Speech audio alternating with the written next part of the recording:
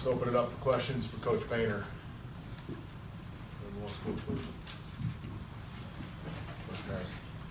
Coach, early on you had contributions from everybody. I think at one point you had played 9 guys, 8 of them scored no more than 4 points, and then the one guy that hadn't scored was Hunter, and he'd harassed Winston into just 1 of 7 shooting. And just how important is that balance, especially early on, right, with after you have a great dominant effort from Trey on Thursday night, but right, everybody else kind of struggled at times. Yeah. Well, I think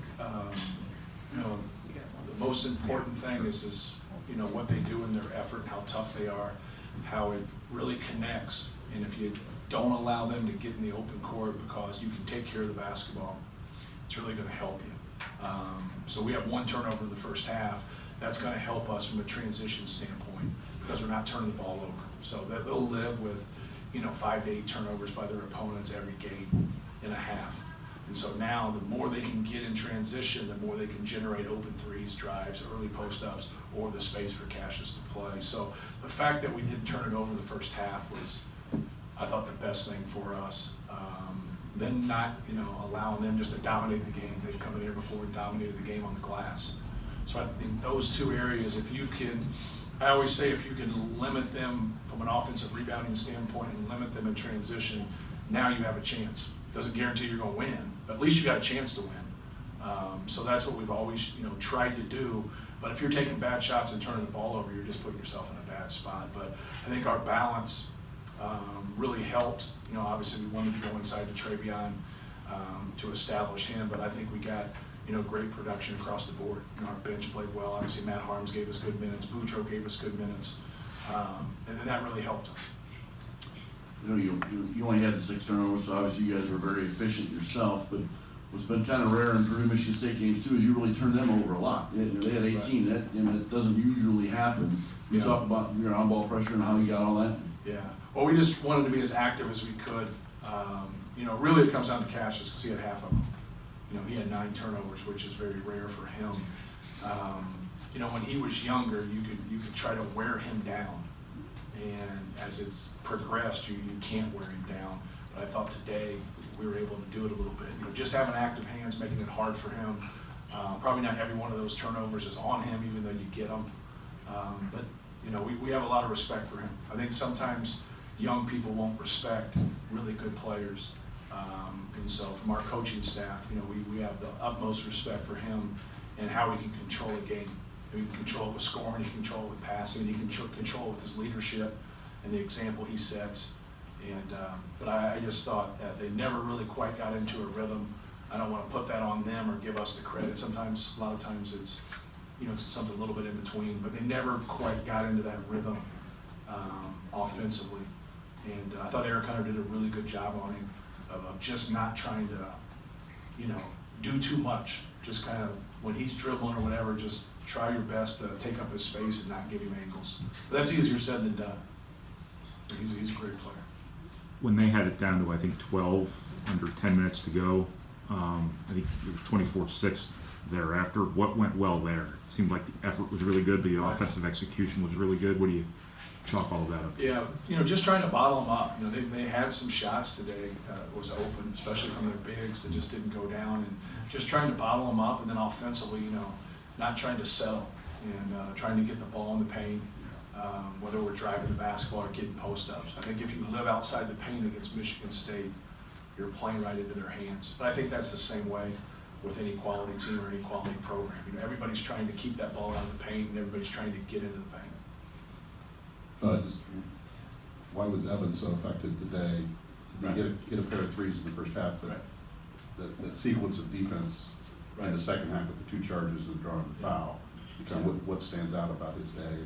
That right there, just the spark that he gave us, going into the game and being able to knock down some perimeter shots. Anytime you can play that spot with a good low post player, that really helps.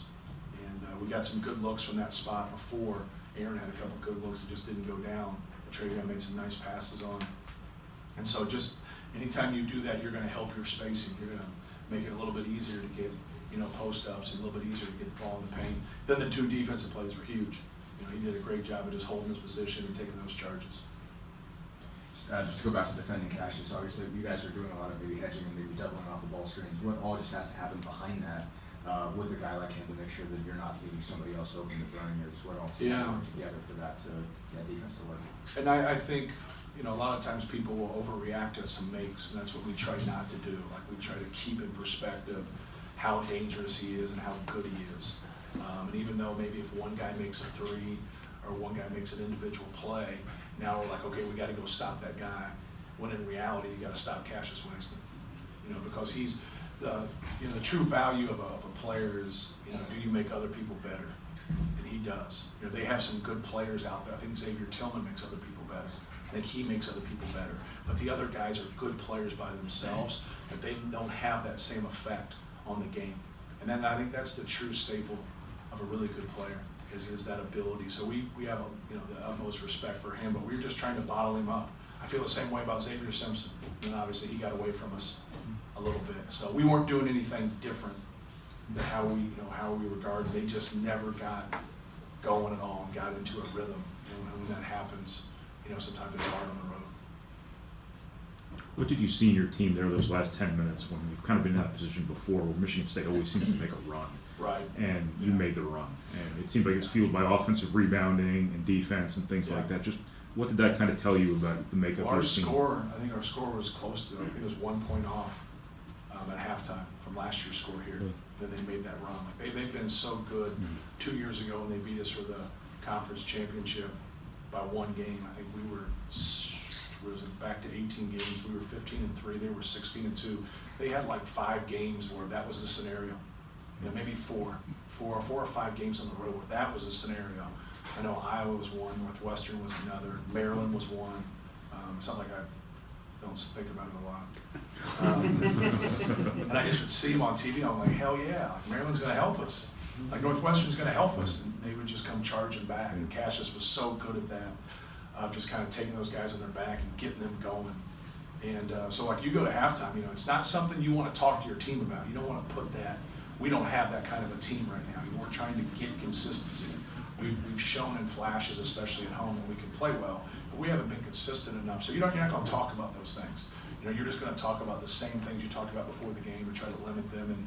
And we didn't allow that. Where last year, I don't know if we didn't allow it last year. There's 2 teams out there competing. And the other team's pretty good. So, but no, just trying to keep them down, keep them out of the paint, and not beat ourselves. A lot of times in those runs and those things happen that they're so good at. You give them some help. Don't help them. Just make them earn everything. What were you most pleased with in your transition defense?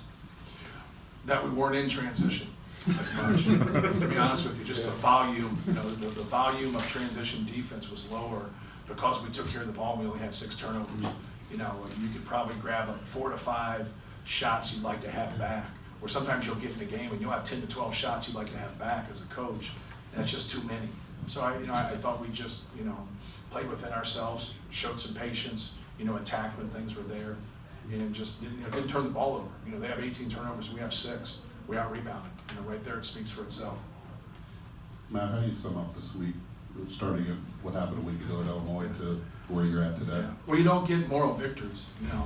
Against Michigan, I was proud that our guys played. Everybody's like, hey man, you guys, we got beat, and we didn't win the game. And then, we very easily could have won that game, but we very easily could have got beaten or double overtime win against Minnesota. We had a lot of things go our way at the end of that Minnesota game, and we got some real breaks, and we weren't one possession better than them, and so trying to get them back to that in terms of competing and not feeling good about a loss, but yet you made a stride from other night. The game in Illinois has to be an outlier for us. That can't rear its ugly head again. And as a coach, that's a lot of times you worry more through success than you do through failure. When you have that game in Illinois, if you don't respond, then you go to Michigan, you got some real trouble. Because of guys from a competitive standpoint can't fight after that. But I don't know how you can't fight in any game, no matter what the circumstances are. So we just got to kind of keep building our fight. Dustin and then Dave. To go back to Evan, just how important was it to see him? He's obviously had a guy that's had to fight through a lot, not coming into this thing 1 or 13. Right. He's a generally good shooter. What's it say for him that he's kind of stuck through everything? Yeah, he stayed with it. It's hard when you're that next guy and you don't get consistent minutes. And it's something I always talk about. You know, we all want someone to play consistent and inconsistent minutes. That's just not the way it works. And you know, he was ready to play tonight, and the defensive piece was huge. You know, taking those charges was big, and those 2 threes are big. You know, especially when you go in and you scout, and you're talking about stopping the paint and playing off somebody's, you know, actual percentages.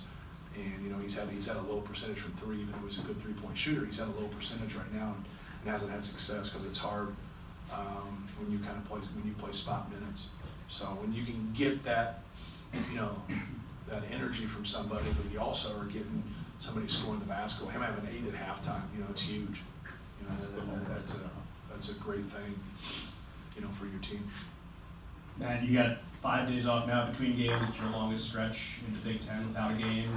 What do you do as a coaching staff, and what do you hope to see from your players to, I guess, try to carry this momentum Yeah, to the weekend? well, we're banged up a little bit, so we'll take a couple days off. You know, I always think 3 practices in a row is good enough to prepare for a game. You know, 2 practices as you get into things. You're not going to use as much as your time on the court as you start to get into February, as you do maybe in a walkthrough or shooting or, you know, film sessions, things of that nature.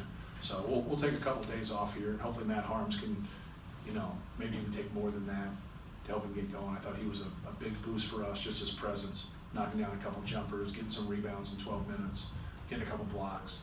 So, but yeah, you know, Maryland's tough, and I don't even know who they play this week. I don't even know if they do play this week. So I just try to keep my focus on the next team, and we'll start to, you know, work on Maryland and get ready for it. But can't lose sight of the most important team, and that's your own. So hopefully we can get healthy and play well. Anything else? All right, thank you.